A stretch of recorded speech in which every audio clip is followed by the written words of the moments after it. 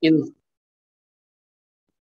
Ilmu itu adalah an-nur. Al-ilmu nurun. Ilmu itu adalah cahaya, saudara. Ya, jadi kalau cahaya sifatnya adalah lembut, halus, ya, dia akan bisa masuk pada pribadi-pribadi yang halus, pribadi-pribadi yang bersih, pribadi-pribadi yang suci. Oleh karena itu, ya, saudara sekalian yang sebagai tangan kepanjangan tangan dari dakwah Islam ini diperlukan hati yang bersih dulu, ya, diperlukan niat yang suci dulu, ya, hanya kepada Allah, ya.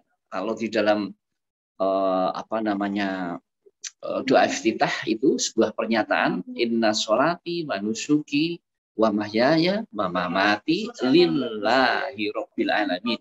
Jadi ibadahku, sujudku, ya, aktivitasku termasuk di SMU ini, ya, Anda lillah, ya, rabbil alamin. Jadi ini menjadi payung saudara, ya, menjadi payung saudara.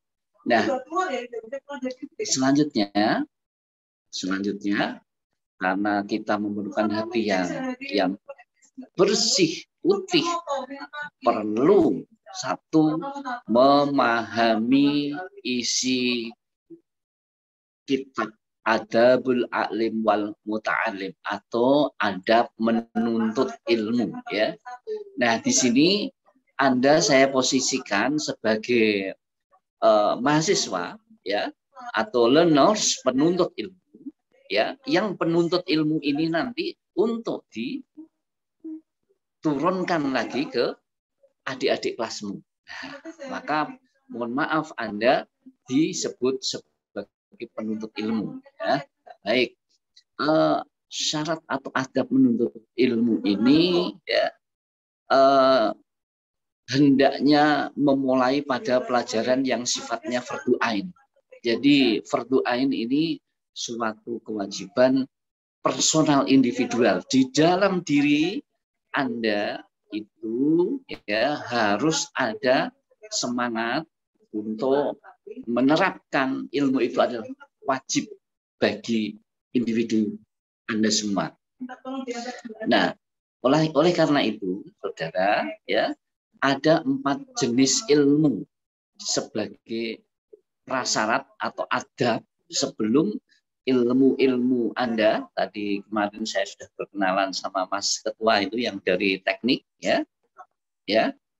Sebelum Anda mempelajari prodi teknik, ekonomi, sosial, hukum, kependidikan, keolahragaan, sastra, bahasa, maka harus dilandasi 4 ini dulu. 4 jenis ilmu ini menjadi landasan prasyarat, ya. Apa itu? Nomor 1, saudara, nanti bisa Anda catat, ya. Mahasiswa atau learners seperti Anda, syarat yang pertama harus mengetahui ilmu tauhid, ya. Ilmu tauhid.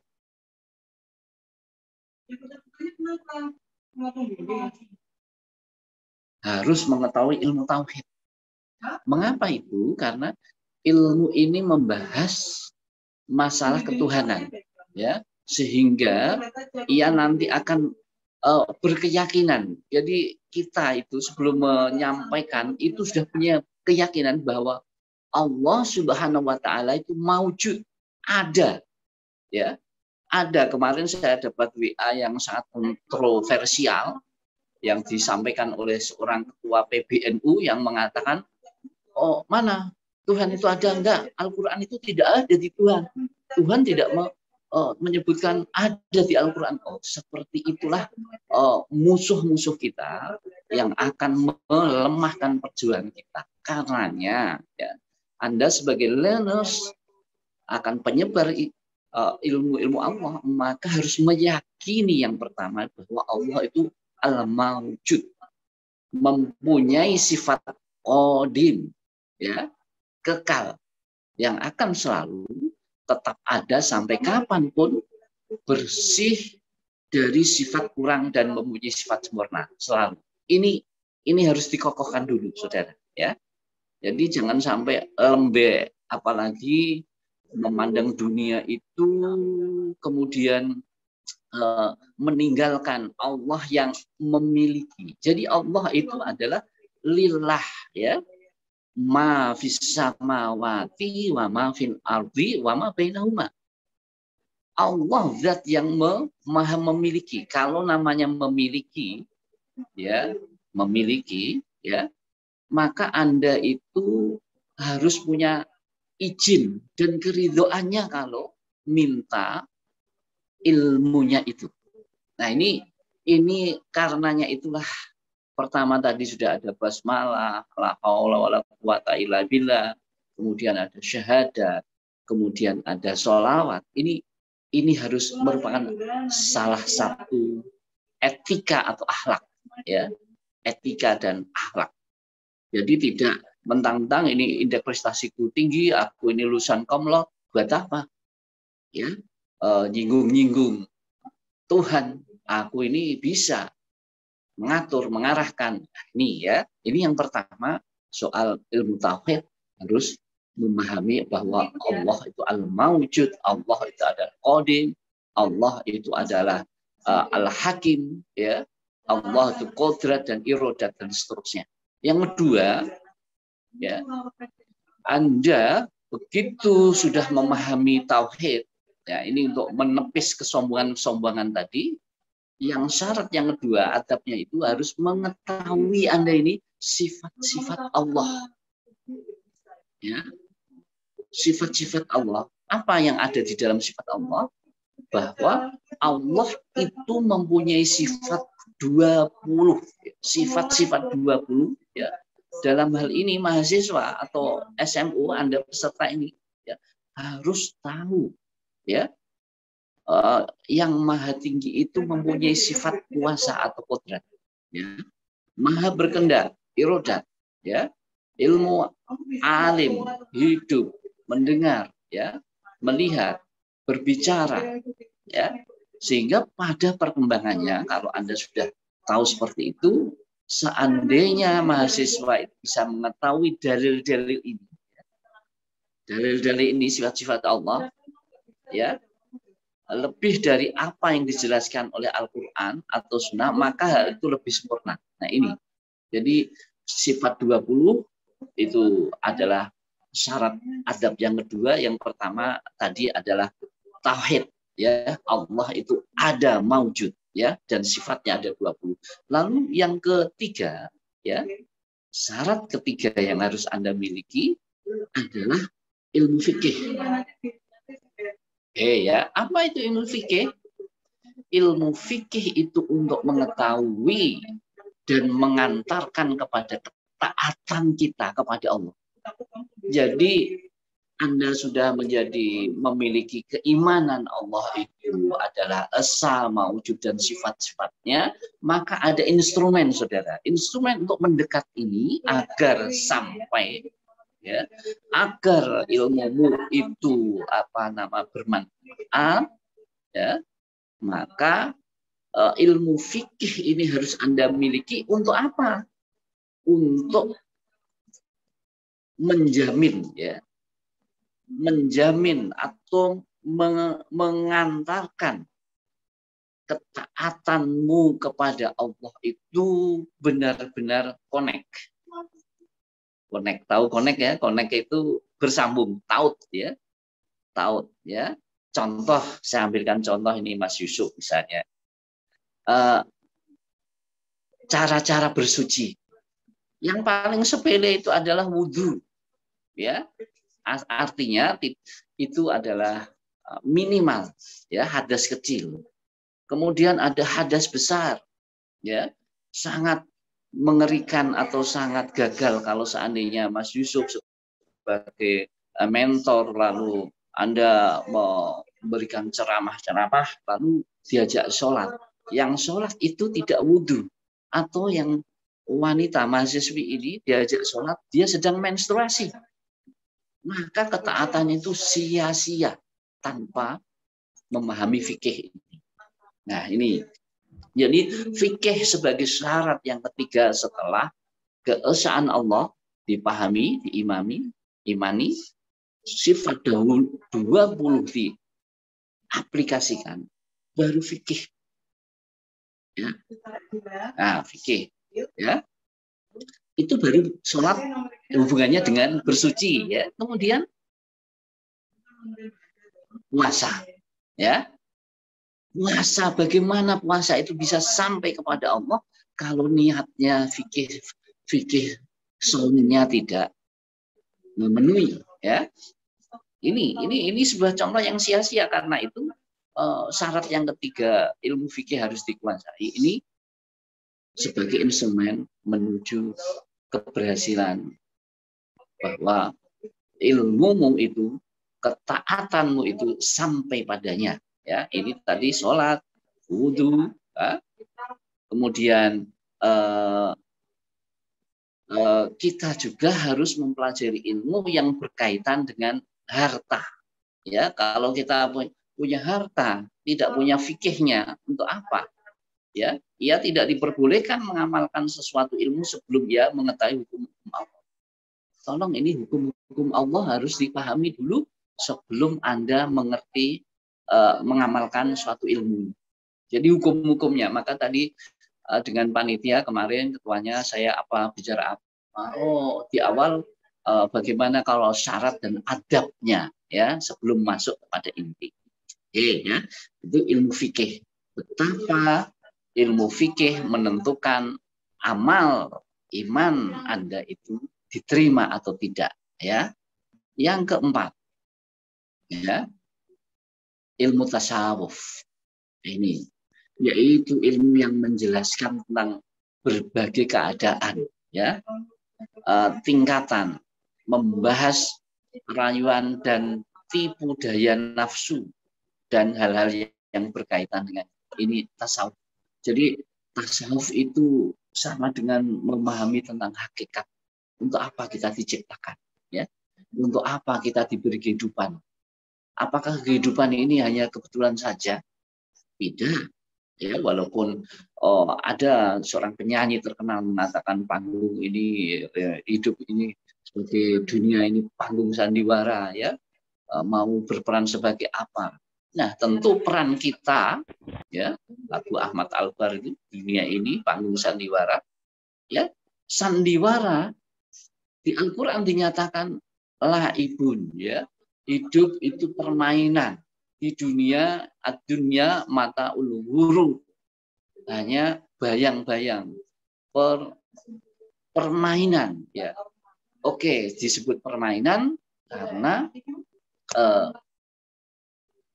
Anda itu secara rasional mungkin logis akan bisa menangkap sesuatu hasil. Contoh, kalau indeks prestasi tinggi, cum laude, maka kerja akan mudah diterima dan akhirnya menjadi kaya, sukses hidupnya.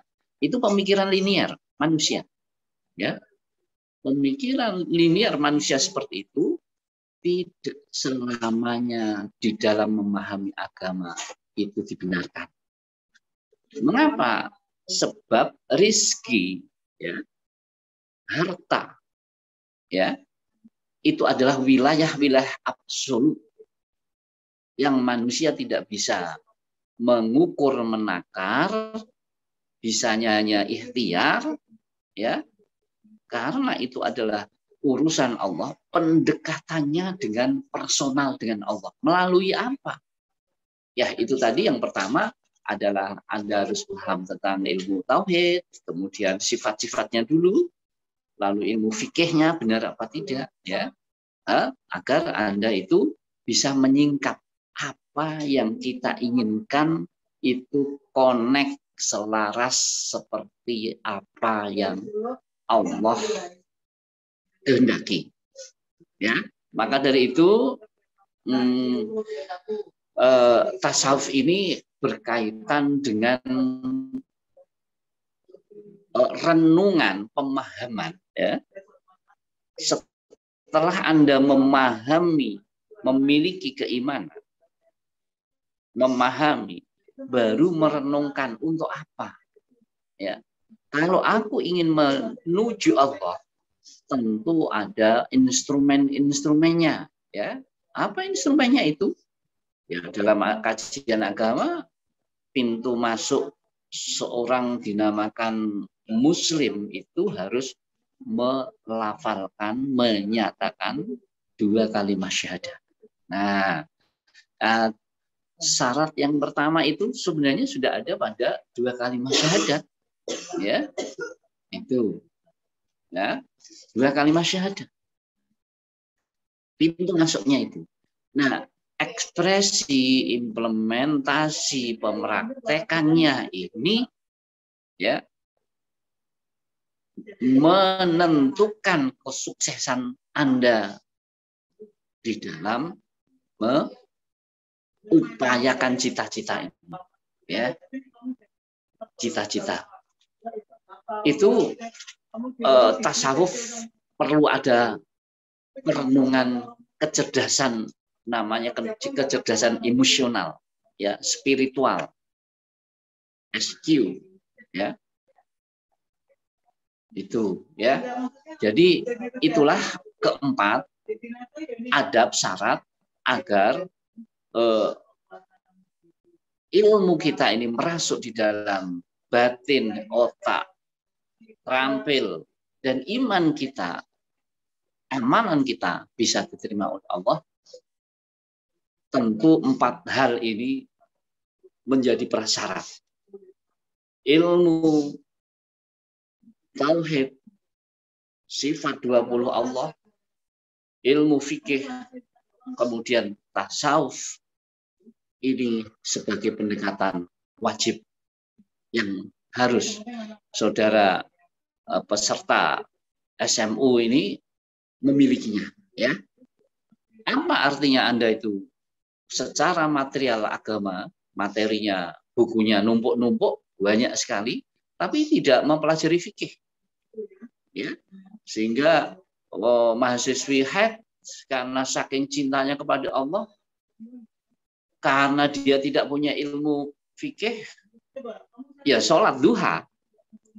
Apa artinya sholat duha bagi mahasiswi yang cinta kepada Allah tapi tidak tahu fikih?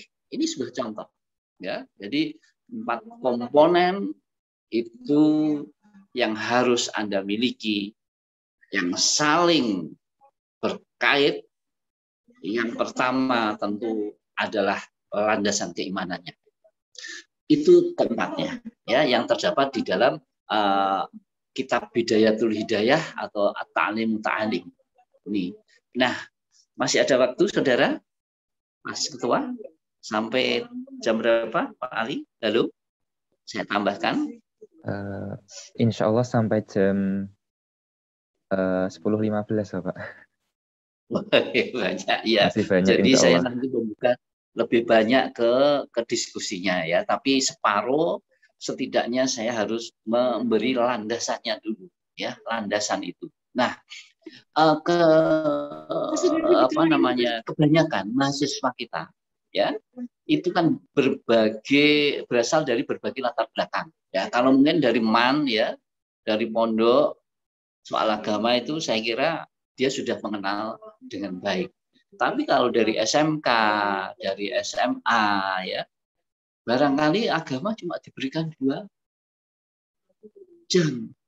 Mungkinkah satu tatap muka seorang guru SMP, SMA, atau SD memberi pembelajaran ilmu fikih secara totalite? Jawabannya tidak. Ya, paling syarat rukun sahnya sholat, gitu, ya, secara detailnya tidak bisa dimiliki. Karena itu 4 syarat ini menjadi alat penopang. Baik, berikut.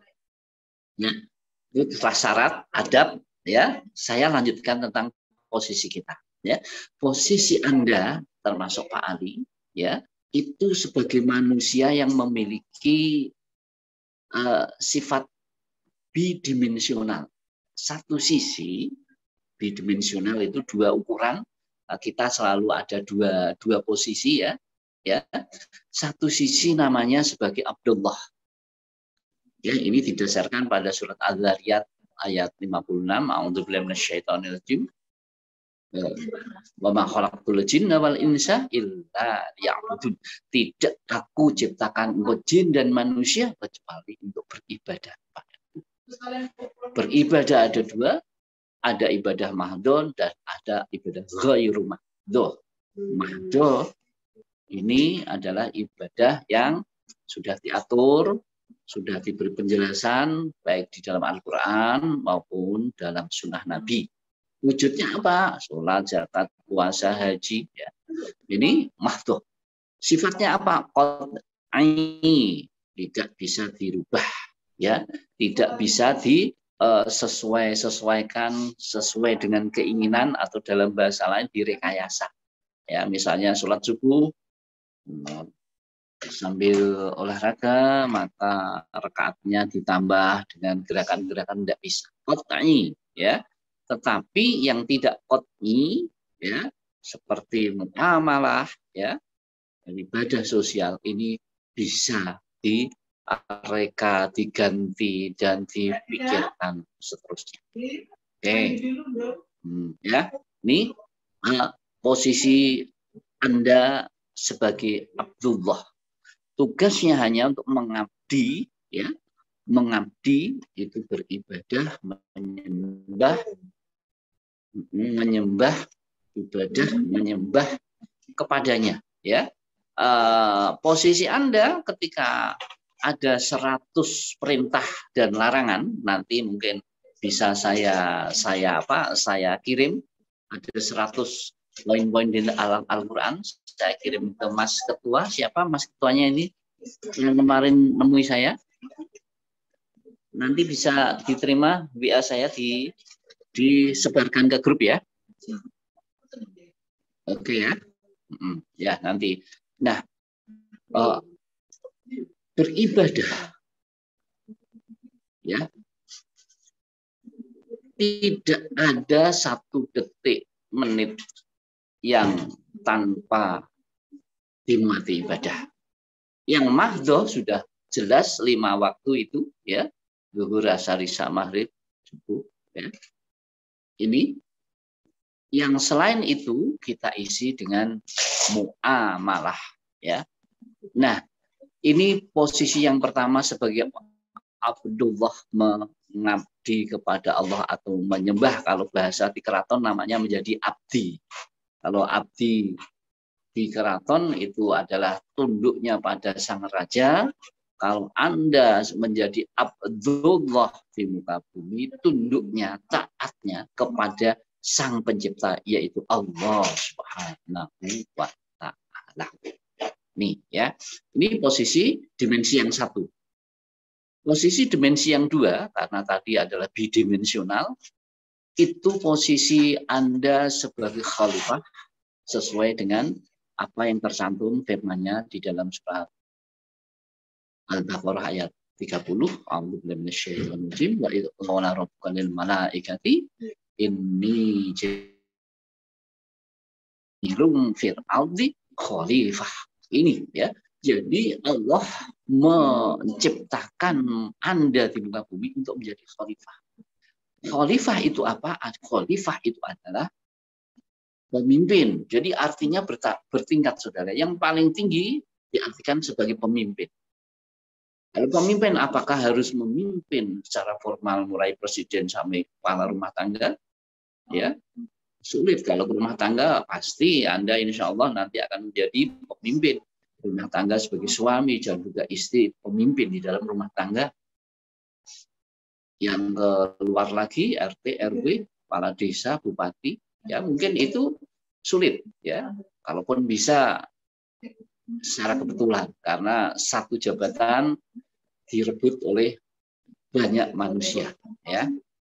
Ini tentang khalifah yang artinya pertama adalah pemimpin. Nah, pemimpin yang dimaksud di dalam tahap awal adalah memimpin hati Anda.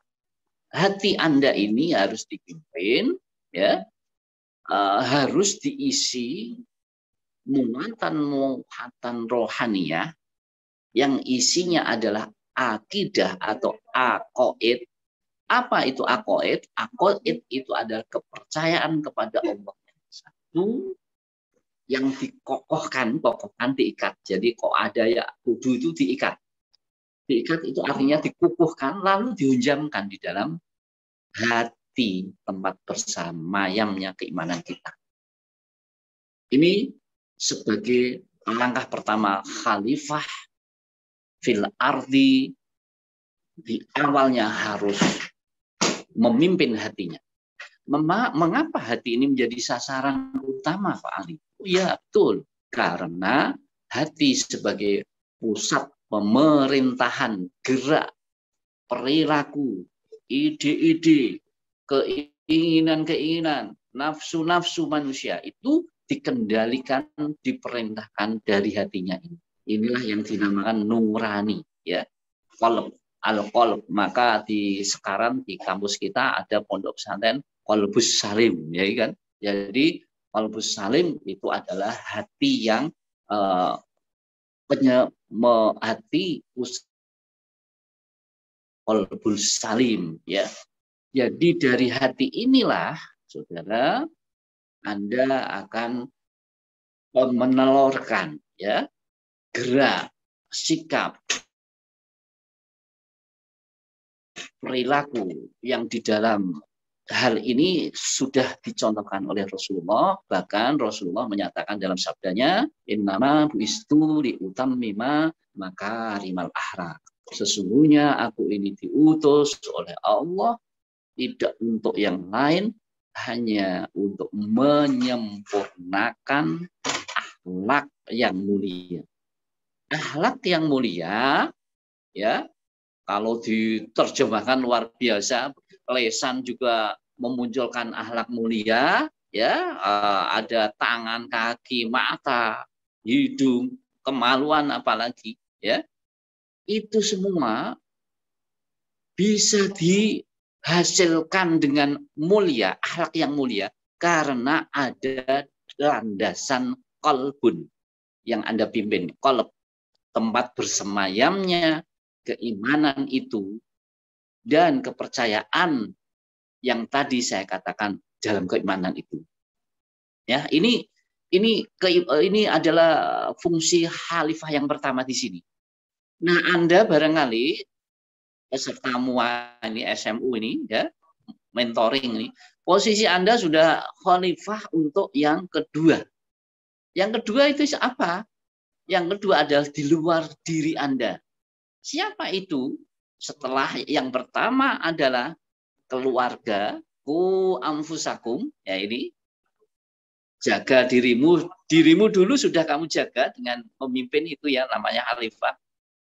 Wa ahlikum, keluarga, saya kira ini semua punya bapak ibu masing-masing, ya. Nah, yang ketiga, ya, setelah anfus, maka di luar dari anfus itu namanya lingkungan. Nah, kebetulan Anda mahasiswa, maka lingkungan Anda adalah juga mahasiswa. Kebetulan ini Anda mendapat tugas untuk membimbing manusia lingkungan Anda bernama mahasiswa, adik-adik bersama.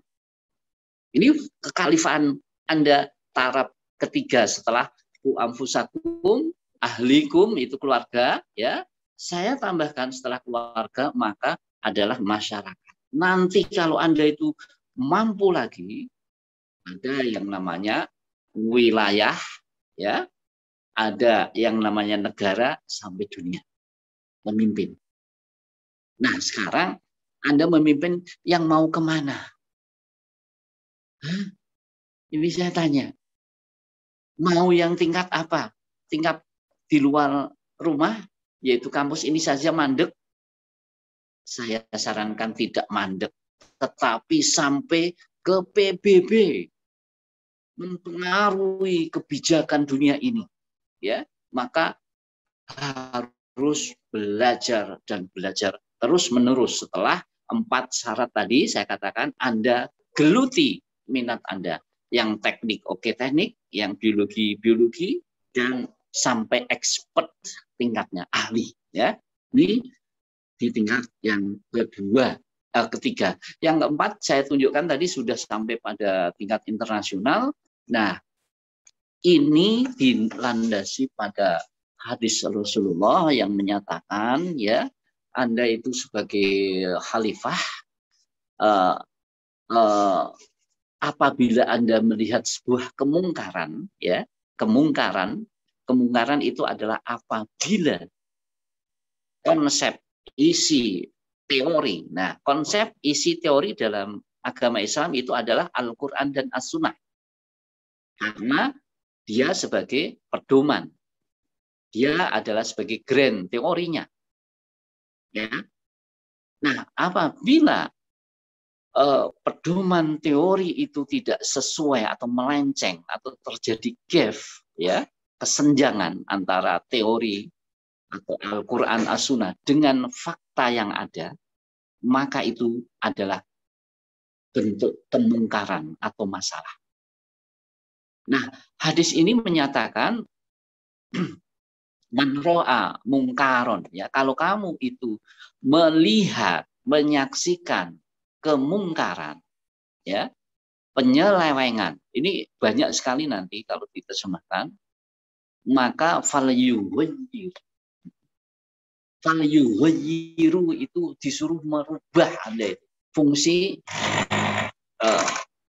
fungsi kekhalifahan Anda ini nanti merubah yughayyir, ya.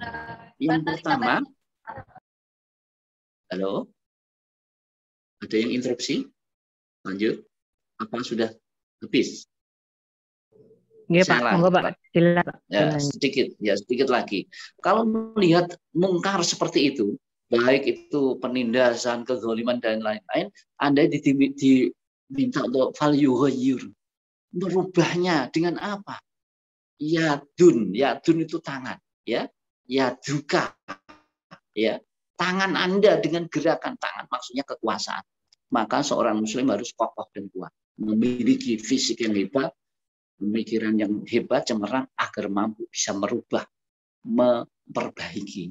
Kalau Anda tidak mampu tahap ini, ini tidak mampu, maka Anda turunkan kedua namanya bil lesan, untuk merubah melalui lesan.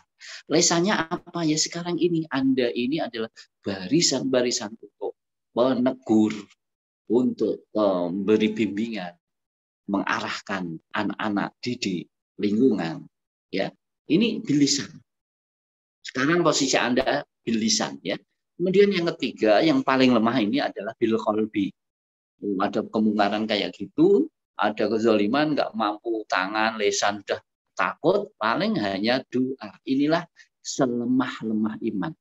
Harapan saya, ya, Anda tidak selemah-lemah iman di dalam fungsi Anda sebagai Abdullah dan Khalifah ini. Saya kira itu poin-poin yang perlu saya berikan.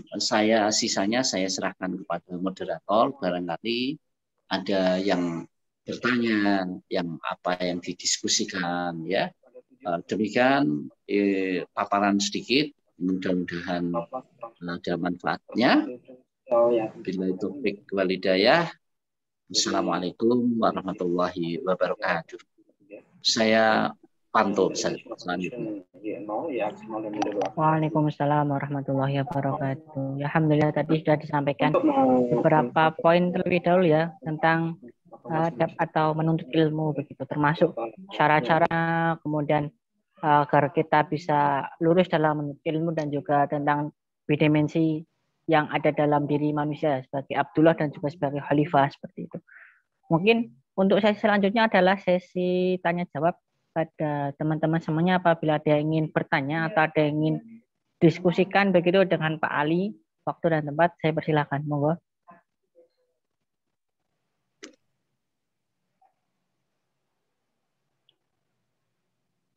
Kita share saja ya teman-teman. Ini memang sarana kita untuk bisa saling menuntut ilmu begitu. Tidak usah sepanang.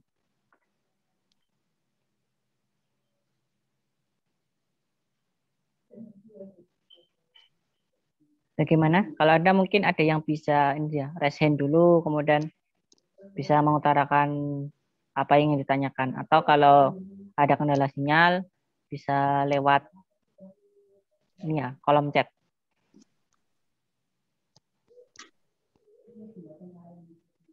Saya izin bertanya.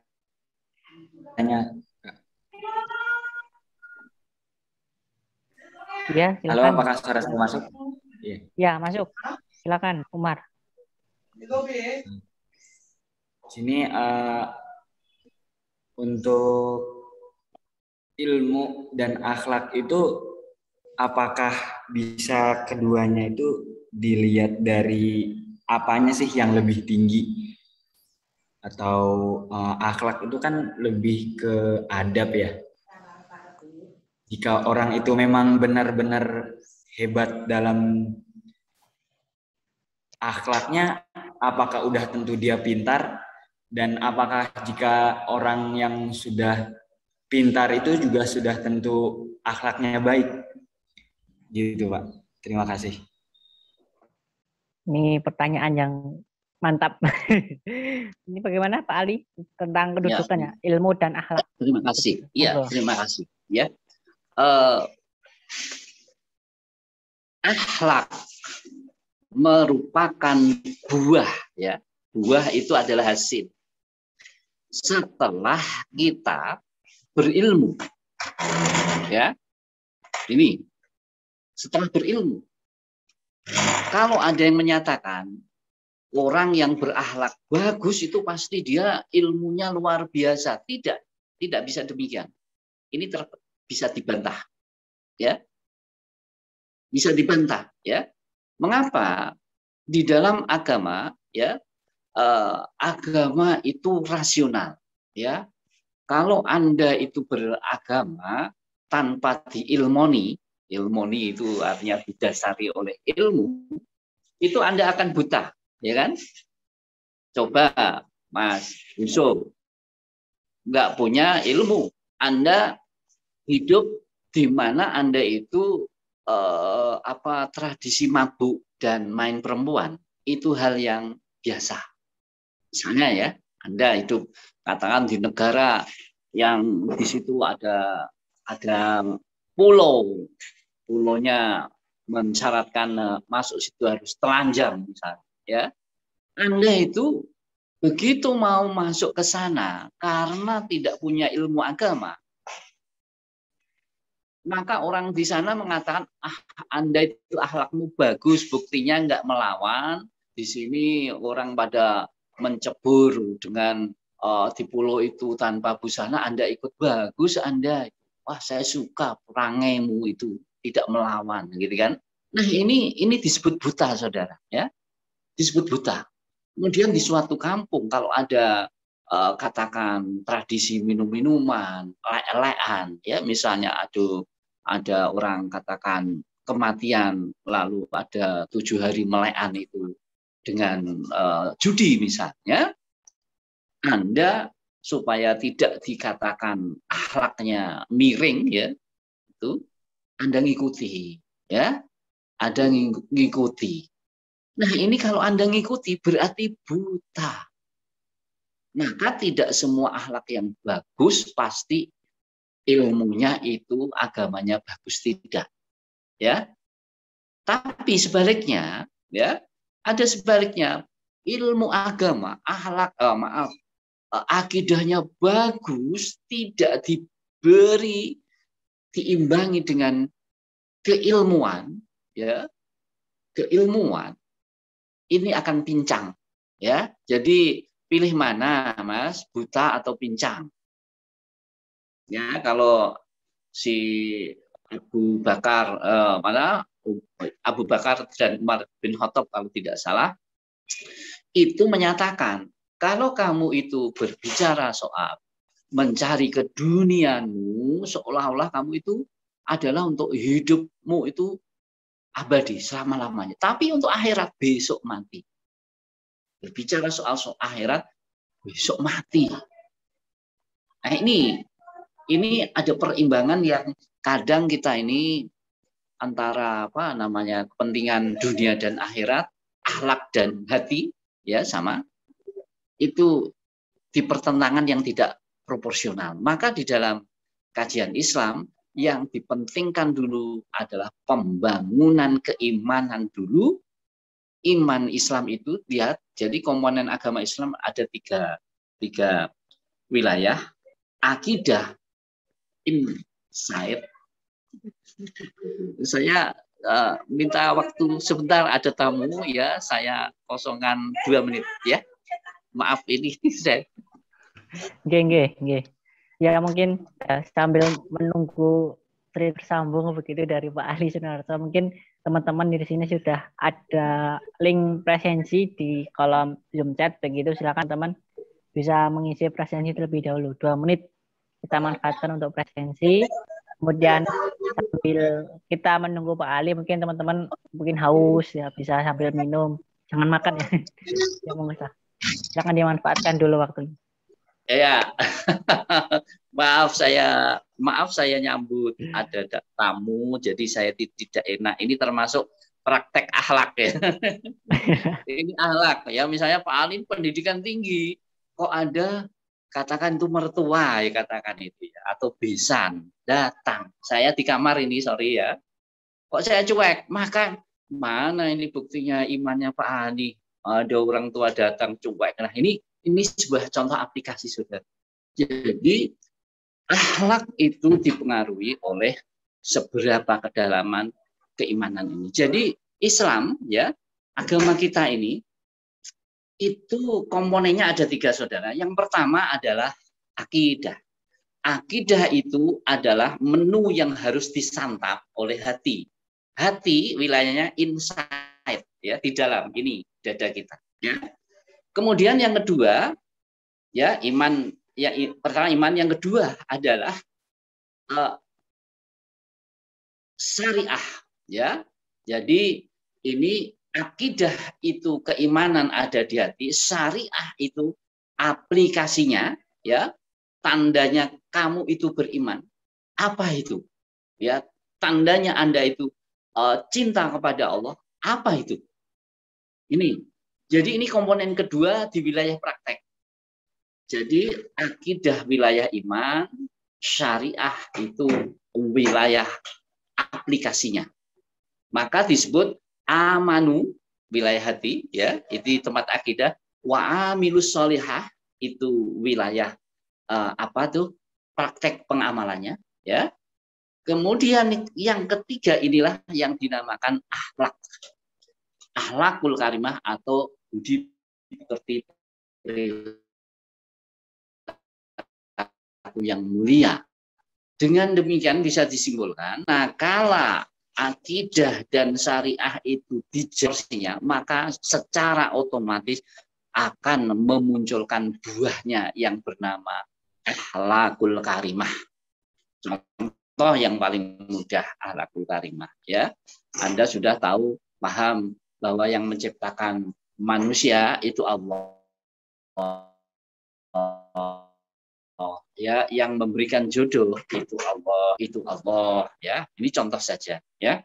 Kemudian Anda itu beriman kepada Al-Qur'an, oke. Kemudian Anda itu mau praktekkan seluruh rukuk, sholat, puasa. Kemudian apa akhlakul karimah yang dimunculkan dari akidah dan syariah puasa? Contoh ini ya. Akhlaknya adalah 1, pengendalian diri. Orang kalau sudah puasa, mengendalikan diri dari apa? Nafsu syahwat, nafsu serakah, nafsu keinginan semena-mena. Ini termasuk salah satu contoh akhlak yang muncul karena ada akidah dan syariah yang sudah dijalani. Dalam hal ini baru tingkat contoh di syariah puasa. Sekarang syariah akidah dari sholat. Sholat itu ketika Anda begini, Allahu Akbar, ini pasrah. Anda sudah mengatakan Allah lah yang maha besar, maka kesombongan itu akan sirna. Kekaguman, keagungan, kebanggaan Anda itu harus luluh. Maka akhlak yang muncul dari syariah sholat itu tidak sombong, ingat mati, Allah itu yang maha tinggi diekspresikan dari bacaan sujud, ruku, subhana rabbiyal a'la, subhana rabbiyal azim. Itu ya. Ini tidak sombong, itu baru 2. Ya, jadi yang lain tidak usah saya jelaskan, nanti panjang lebar. Ini contoh 2. Jadi akhlakul karimah itu dimunculkan setelah akidah di dada dan syariah di dalam ekspresinya baru muncul. Akhlak inilah yang digarap oleh diutusnya Rasulullah, innama bu'istu liutammima makarimal akhlak, dan juga dikuatkan di dalam ayat Al-Quran, laqad kana lakum fi Rasulillah uswatun hasanah, dan dikuatkan oleh saksi yang paling dekat yaitu istrinya Aisyah. Dia katakan akhlaknya Rasulullah itu adalah kana khuluquha Al-Quran. Akhlaknya Rasulullah itu adalah Al-Quran. Kalau Rasulullah berjalan berarti Al-Quran berjalan, karena apa yang dilakukan itu sesuai dengan panduan yang diturunkan oleh Allah. Inilah posisi antara akhlak dan keimanan, ya. Jadi itu saudara, ya. Saya kira itu cukup. Masih ada tambahan? Nggak apa-apa. Kalau nanti nggak ada, saya pamit dulu karena ada tamu. Ini karena ujian akhlak Pak Ali, ya. Ada tamu dicuekin, ya. Tapi tadi sudah saya sambut, sudah katakan cium tangan istilahnya kalau dia adalah sesepuh ulama misalnya. Kalau enggak ya cukup bertunduk, senyum, sapa. Cukup, Mas Yusuf. Mohon maaf Pak, ini ada tuh pertanyaan lagi gitu, kira-kira gimana? Enggak apa-apa. Oke, masih 1 kali atau 2 ya. Saya sudah pamit ke tamu. Enggak apa-apa. Silakan. Ini saya bacakan terlebih dahulu nggih. Izin bertanya. Dalam keberlangsungan pembelajaran, kadang kita dihadapkan dengan siswa atau anak didik yang kerap kali membuat kita jengkel begitu. Lantas, ya, apa? Ini nggih, lantas akankah kita mencap anak tersebut kurang baik akhlaknya? Tentu saja kan tidak. Nah, lantas gimana tindakan dan antisipasi kita menghadapi hal tersebut sebagai calon guru atau calon pendidik atau calon mentor ya Pak? Calon mentor yang baik sebagai langkah pengaplikasian adab dalam kitab Ta'limun Muta'alim begitu. Pripun ya Pak? Betul. Ya, baik ya. Jadi Anda sebelum mengklaim, memvonis itu anak nakal, tidak beradab, pelajari dulu psikologi perkembangan. Setelah itu psikologi manusia. Ya, Al-Quran menyatakan laqad khalaqnal insana fi ahsani taqwim. Ya, itu. Jadi semua manusia diciptakan dalam bentuk yang bagus, perangainya sempurna. Ya, ini ya. Kemudian perkembangan psikologi sekarang nggak boleh mengklaim anak bodoh, tidak naik sekolah, ya, tidak naik kelas, atau yang terakhir adalah tidak boleh menidak luluskan. Nah, Mas Yusuf misalnya mengikut mata kuliah saya, ya, saya mengajar filsafat pendidikan, metode penelitian. Saya kasih Anda itu nilai D. Ya, ini dalam perkembangan psikologi maupun ilmu Al-Quran tidak dibolehkan. Yusuf itu kenapa diberi itu? Hakikatnya dia sama. Kalau diberi bimbingan, diberi tugas, diberi pengarah, akan mencapai sama.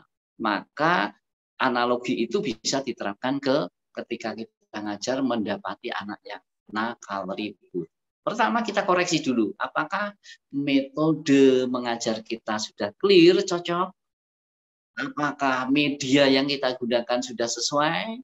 Ya, apakah komunikasi interaktif kita sudah ada klik itu maksudnya kalau bahasa anak remaja perempuan dan laki-laki klik itu namanya ada chemistry ya. Ya itu. apa sudah ada? Nah, setidaknya ada kontak mata, badan, batin untuk mendekatkan, istilahnya ada sentuhan, membangun sentuhan emosional. Tuh ya, Kalau seperti itu tidak boleh ngecap, harus didekati. Ya, Rasulullah itu melihat orang yang seperti itu malah didoakan, ya Allah, ya, didoakan. Orang yang melempari kotoran itu ketika dia menuju ke masjid, berkali-kali dia, ya Allah, alhamdulillah, engkau maha luas, maha penciptaanmu itu aneh-aneh dan serba macam-macam. Ya, jadi kalau melihat seperti ini, kita kembalinya kepada Allah. Engkau memang sungguh luar biasa, menciptakan anak macam-macam. Ya, jadi jangan mengira nggak diciptakan yang bagus-bagus semua, nggak demikian, karena dunia ini adalah memang ujian.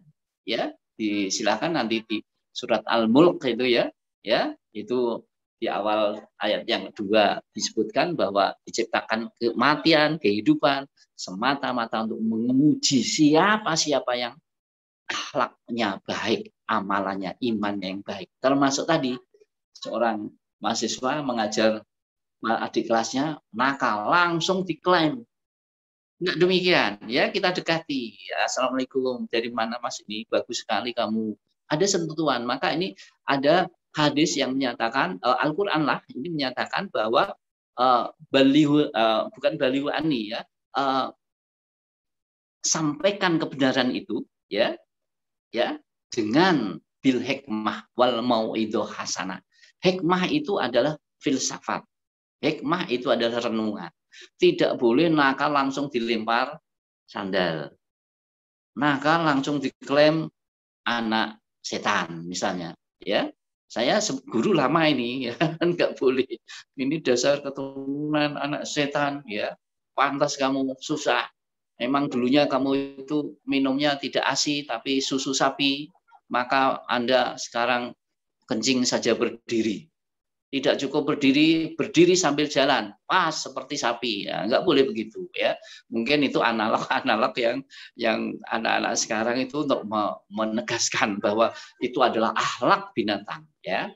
Jadi tidak serta-merta langsung mengklaim vonis anak setan, anak nakal, kurang ajar, harus dibasmi, tidak. Tetapi harus disantuni secara akhlak yang baik. Itu pertanyaan jawaban yang kedua. Masih ditunggu satu? Ada lagi Mas Wiso? Ini Pak, aja yang pertanyaan lagi. Ini ada Rizkia Lailatul Izani. Assalamualaikum. Mohon maaf saya izin bertanya. Apabila kita sedang menuntut ilmu, kadang merasa futur atau malas begitu Pak, sehingga dapat menghalangi langkah kita dalam menuntut ilmu. Terus bagaimana upaya yang bisa kita lakukan ketika dalam keadaan itu Pak, dalam titik kemalasan atau titik putar? Ya, baik sekali, ini luar biasa, ya. Jadi kemalasan, malas itu adalah langkah syaitan. Al-Quran menyatakan aduwwum mubin, ya. Inna syaitana aduwwum mubin, sesungguhnya syaitan itu ada musuh kamu yang nyata. Setan itu bisa masuk di lubang-lubang, hidung, telinga, mata, dan seluruh yang ada di badan kita.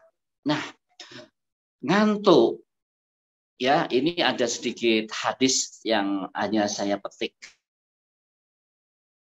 artinya saja. Orang malas sholat subuh, ketika tidur itu sudah diikat 3 penjuru dari badannya, di atas, tengah, bawah, diikat Anda. Ketika ada azan, Anda kemudian bangun, 1 rantas. Kemudian turun ke kamar mandi, Anda wudhu, semuanya lepas.